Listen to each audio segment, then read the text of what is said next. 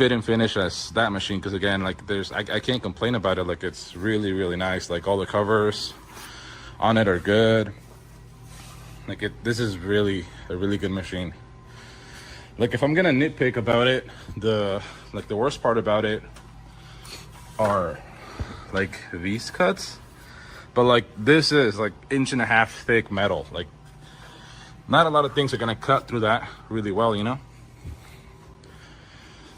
But like I said, everything else on this machine, like I love it. Like I got to pick the colors on it, so I got to pick the black, that really dark gray, that light gray, and it looks beautiful. I love it, and like I said, it works really good. But yeah, where was I? Anyways, I'm gonna just start bending all of this. I might time lapse some of it, but it's a great machine. It's amazing. I love that I can just do this. Here, I'll bend apart with you guys, just to show you how easy it really is to run this machine. I can literally do it one hand.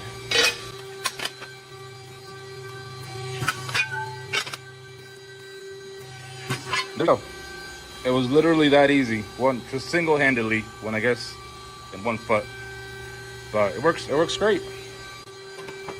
It doesn't to like the bending surface, so that's why I have this light. Harbor Freight, love it. And like the hardest process about like running one of these machines is setting up a program, which if you guys want, I can do that like in a later video, but again, it's just super simple. It's super simple. Again, the worst part is that it's in millimeters right now, but like I said, the engineer and I are working, well, he's working on writing me a program that will be in inches.